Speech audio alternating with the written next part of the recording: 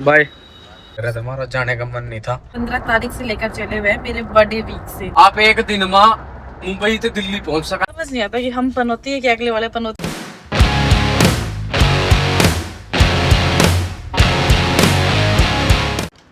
राम राम जी, स्वागत है फिर एक और नए ब्लॉग में। तो आज अपा निकल रहे हो जैम पे। चेकआउट का टाइम आ गया। सबसे पहले आप कराने चेकआउट।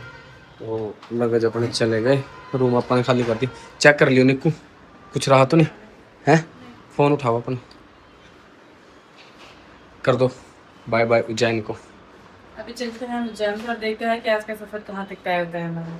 बाकी हम कहीं भी जाएंगे आपको अपडेट कर देंगे। And thank you so much blogs देखने के लिए। ऐसे ही देखते रहेंगे और कमेंट जरूर करेगा। कमेंट करता, कमेंट काटो। चलो फिर, चलो ओके ना? हाँ जी ठीक है भैया, फिर बाय, मिलते हैं। जय महाकाल।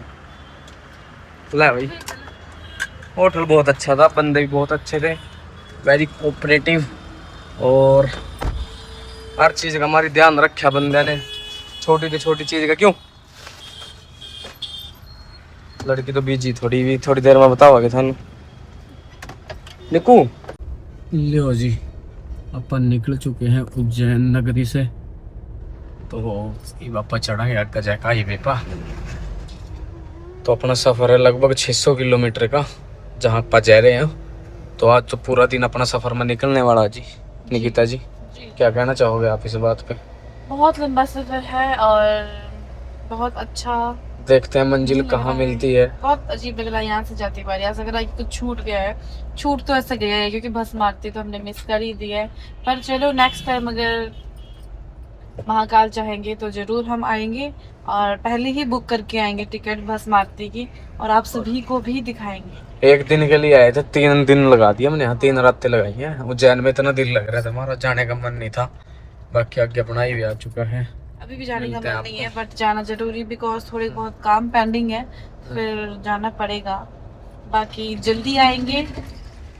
और ये देखिए आप आज थोड़े बहुत काम पेंडिंग है। और 1-2 स्टेशन और है अपना भी, वहाँ के भी आपको दर्शन कराने हैं। फिर लगभग आज हमें ना कितने 9-10 दिन हो गए अपन निकले। 9 दिन 15 को निकले थे, 9वां दिन है आज।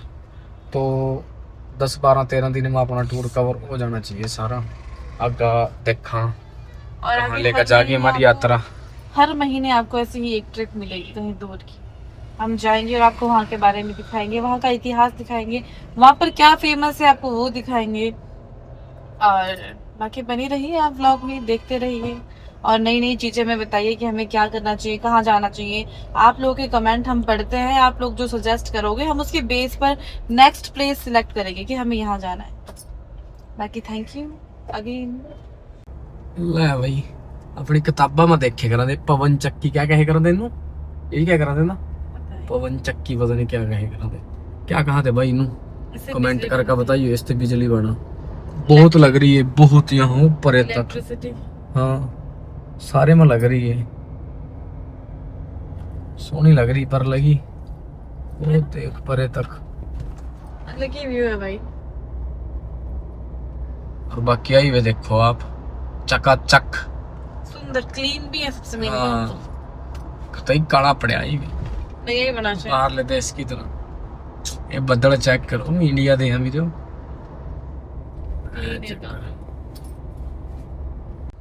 लो जी। आप आए दिल्ली वडोदरा मुंबई एक्सप्रेस वे पर, और ये इंडिया का सबसे बड़ा हाईवे है।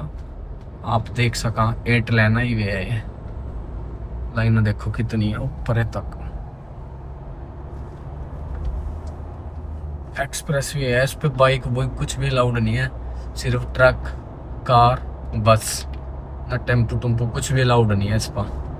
और हर 25-30 किलोमीटर बाद ये रेस्ट एरिया आएंगे इस पर, जहाँ से आप लोग खाना पीना और पेट्रोल पंप सारा कुछ मिलेगा।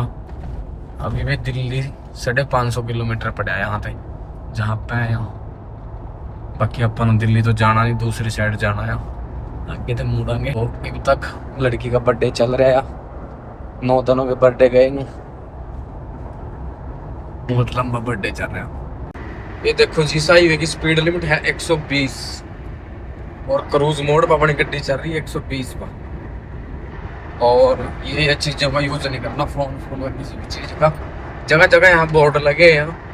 पता ही नहीं चला कब 9 दिन बीत गए। हम 15 तारीख से लेकर चले हुए हैं मेरे बर्थडे वीक से, और अभी तक हम सफ़र में ही हैं और इतना अच्छा अनुभव हो रहा है। हम ट्रैवल करने के लिए कुल्लू, मनाली, गोवा, हम ऐसी जगह पर भी जा सकते थे, बट हमें धार्मिक प्लेस बहुत अच्छे लगता है। और जब शुरुआत ही इतनी अच्छी हो, श्याम बाबा की नगरी में उनके दर्शन करके अपने बर्थडे की शुरुआत करी मैंने, मुझे इतना अच्छा लगा।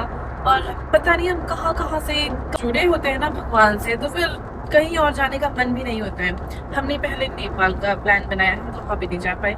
हम उदयपुर गए, सिर्फ 2 दिन वहाँ पे टिके। उसके बाद हम खाटू श्याम जी, सेठ सावरिया जी, उज्जैन, और अभी हम वृंदावन जा रहे हैं।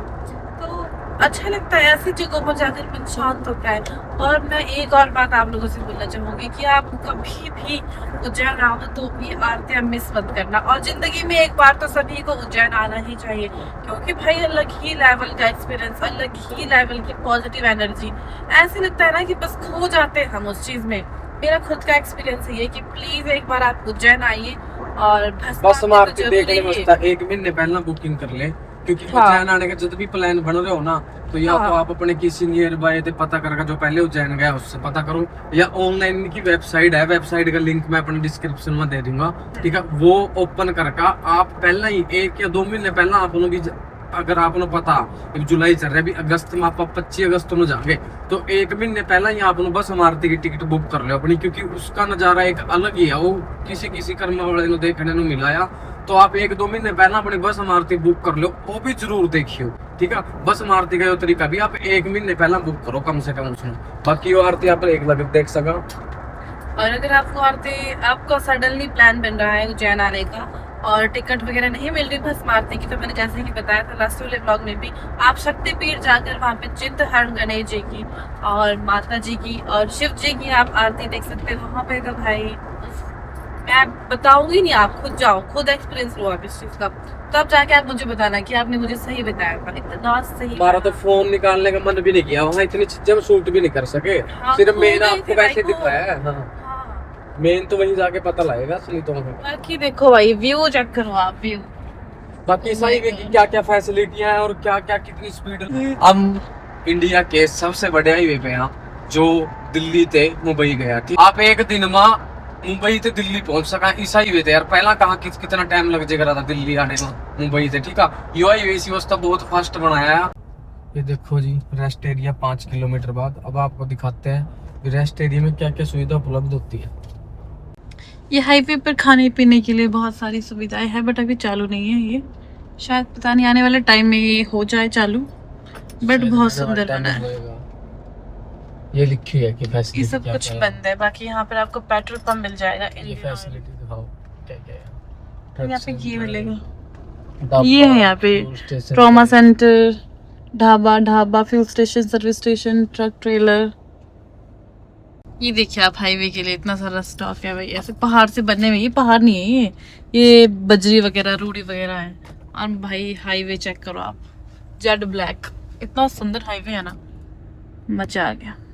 और इतनी खूबसूरती है इन पहाड़ों में, इतना सुंदर हाईवे है ना, ये दूर दूर तक चीजें दिखती है इसमें। तो अच्छा आप चेक करो आप, जाम ऐसा तो हो ही नहीं सकता कि हम कहीं जाए वहाँ पे जाम ना लगा हो।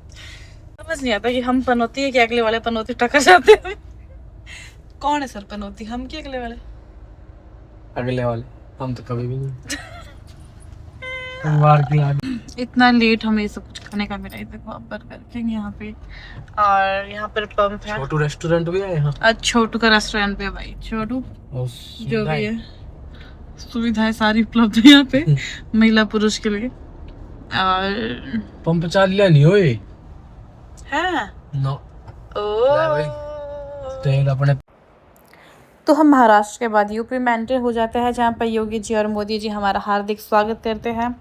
और इतना अच्छा लगता है वापस वृंदावन आकर, जैसे हम यहीं पे ही बसे हुए हो, यहीं पे ही पले बड़े हुए हो। इतना सुकून मिलता है ना भाई वृंदावन आकर, पता नहीं यार, यहाँ पे भी कुछ अलग सी वाइब आती है मुझे। हम हर महीने आते हैं, पर हर महीने ऐसा लगता है कि हम यहीं पे ही रहते थे पहले से, हमारा कुछ तो नाता है पिछले जन्म का यहाँ पे। इन गलियों में, इन सड़कों में बहुत अच्छा लगता है, बहुत सेफ़ फ़ील होता है। और हम फाइनली वृंदावन पहुँच गए थे। सिर्फ़ 5-7 मिनट का रास्ता रह रहा था और मन में इतना उत्साह था। सामने भोले बाबा जी दिख रहे थे, बट थोड़ा धुंध था जिसके कारण हम आपको नहीं दिखा पा रहे थे।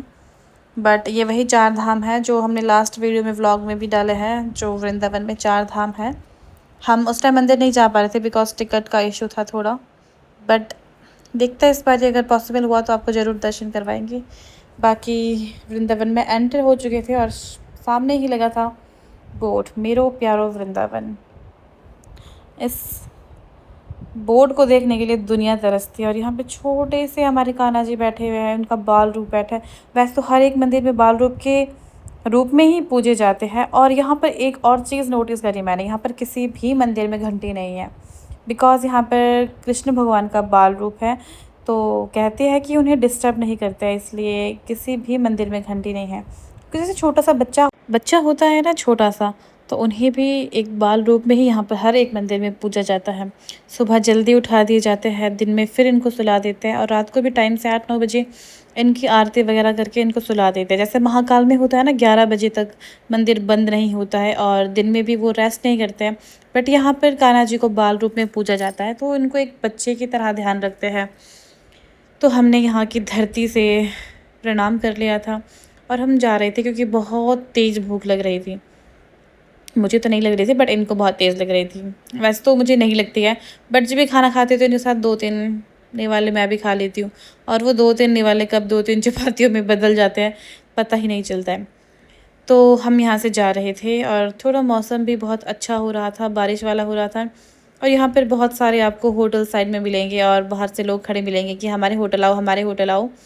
तो आप कभी भी वृंदावन आओ तो थोड़ा सेफ़ होटल चुनना, क्योंकि यहाँ पे बहुत लूटमारी, बहुत ठगी है। तो हम पहुँच गए थे फाइनली अपने डेस्टिनेशन, जहाँ पर हमें खाना था। तो यहाँ का खाना गाइस इतना ज़्यादा टेस्टी था ना, मैं आपको बता नहीं सकती। हमने मतलब बहुत अच्छे होटल, 5 स्टार होटल है जो यहाँ पे, वहाँ पे भी खाना खाया है। बट यहाँ पे इतना टेस्ट, अब ये नहीं पता कि शायद भूख के मारे हमें लग रहा था या वाक़ई, बट मुझे तो टेस्ट बहुत अच्छा लगा। मैं बहुत चूज़ी हूँ खाने के मामले में, बट मुझे बहुत अच्छा लगा इनका खाना। हमने चना मसाला चाप, कर्ड और green salad without onion order किया था बिकॉज़ इनका सुबह से मन था, तो फिर मैंने मंगा लिया कि चलो खिला ही देती हूँ। सुबह कह रहे थे पर उस टाइम अवेलेबल नहीं था। और मैंने लस्सी भी पी, यहाँ की लस्सी बहुत फ़ेमस है गाइस। उसके बाद हम अपने होटल पहुँच जाते हैं और हम हर बार इसी होटल में रुकते हैं, हम कभी भी वृंदावन आते हैं। तो हमने पहले ही फ़ोन पर ही बुक कर लिया था होटल और हम पहुँच गए थे, गाड़ी पार्क कर ली थी। और ये है हमारे आज का रूम बिकॉज़ सारे रूम लगे हुए थे, तो अभी आज यही फ्री था। हमने थोड़ा लेट कॉल किया। बाकी तो भाई साहब आज के ब्लॉग को करते हैं यहीं पे एंड, और कल आप लोग यात्रा कराएंगे ब्रज की, एक अलग अनुभव। और मिलते हैं कल नए दिन और वृंदावन की सुबह के साथ। बाकी जय श्री राधे। अब करते हैं रेस्ट, बहुत लंबा सफ़र हो गया।